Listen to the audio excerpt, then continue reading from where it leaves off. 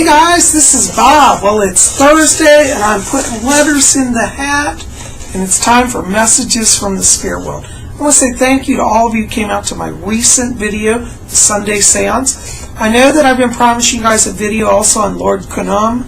I'm having still some technical problems with my software for my videos, so I'm a little limited right now what I can do. So we'll be having videos that may not be as high tech. So bear with me, I'm still working out some kinks. But I'm so glad you're here, and the letters have been coming in like crazy. I've been putting them in the hat. But before we get into all these, give me just a moment and let me attune to the spirit world.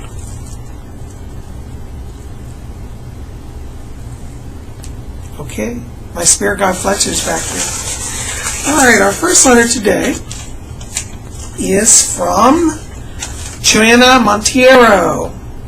That's a good question. She said, what happens when a pet dies? Are they taken care of in the spirit world? Yeah. You know, hon, yes, when an animal crosses, no animal's ever alone. First of all, animals go straight to God, to the light, because their hearts are pure. That's why they're in our lives. They teach us how to love unconditionally. So when we struggle with issues like forgiveness and compassion, we want to look to animals, especially dogs. They have that wonderful forgiveness factor.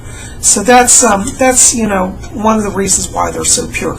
Animals, when they die, they're greeted by fellow animals they've known in this life. They're also greeted by loved ones. Any family members that you have, they look after the animals over there. So your animals, you know, if you have a favorite pet, it could be with your grandmother in spirit, or your mother, your brother, cousin. They're never alone, because animals have soul links to families. Just like families members have soul links, animals are part of that. So they go to light and they're greeted by loved ones. Okay, thanks so much. Also, you asked about any future pets for you. Yeah, I see a little dog around you. Probably won't be till early next year. Looks like it's a little bulldog, though. Cute little black and white bulldog. Keep me posted. Thanks for writing. All right, our next letter is from Diane, Zara. And this is interesting. She says she has a friend who gets regularly possessed by spirits, and she said she can't control it, wants to know how to help her. Well, you know, first of all, one of the things that you want to tell your friend is she does not have to be at the control of spirits. In the earth realm, we have all power, so she needs to set up a boundary and say, no, you can't take over my body. It's interesting, I'm wondering if she has problems also with boundaries in human relationships. But she needs to set up some rules. Say, no spirit can enter my body. Okay. I also want her to pray to Archangel Michael. Archangel Michael, or Michael, as he's sometimes called, is very powerful, and he will stave off any evil spirits around her.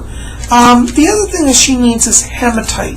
Hematite, she should get it, wears a pendant or a bracelet or ring. This stone will ground energy down, and she won't be having as many problems. It'll ground her etheric body, okay? Let me know if that helps. Thanks for writing. All right, our next letter is from Ashley Greene.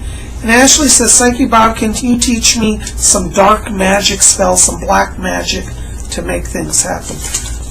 Well, first of all, Ashley, let me tell you, here at Spirit Channel, we don't ever touch black magic. People ask me sometimes, does black magic work? And the answer is yes, it will work, and it is powerful, but the power is short-lived. And whenever you use black magic, you ultimately weaken your own connection to spirit. And people who practice black magic, in the end, generally they don't live long lives, and they encounter a lot of physical problems and a lot of destruction in their lives and those around them. So I will not teach you or anybody here black magic. I do not condone it, support it, and will have nothing to do with it. White magic, on the other hand, teaches life and wholeness, and it too gets results. So I would encourage you to study white magic, particularly from the Wiccan schools. Okay? Thanks for writing. All right. Our next letter is from Liz Griffin. And she said she's having panic attacks and wants to know how to control some of that. Well, you know, hon, you want to be invoking Archangel Raphael. He surrounds you. He's going to help you with this. But also, you want to ground your etheric body. You also, like the other girl I was talking about earlier, you need hematite, because that will ground your etheric body, make you more connected. What's happening is you have kind of two scenarios happening, is that you are doing a lot of emotional healing, but you're also opening psychically. And that combination is creating an environment where your nervous system is in overdrive. Hematite will help slow that down. Of course, work with your doctors as well, because you know, as I say, God made doctors too. So if they want to work with you, maybe some short-term anxiety medicine, you know, that may be of helpful. And I'd also like you to explore yoga. I think a good yoga teacher would help you to reconnect body, mind, and spirit, and that would be very healing for you, okay? Thanks for writing. Hope that helps. All right, our next letter is from Chase Minnow. That's a good question. He wants to know about past lives, karma, and how his past, if any past life karma is affecting him currently.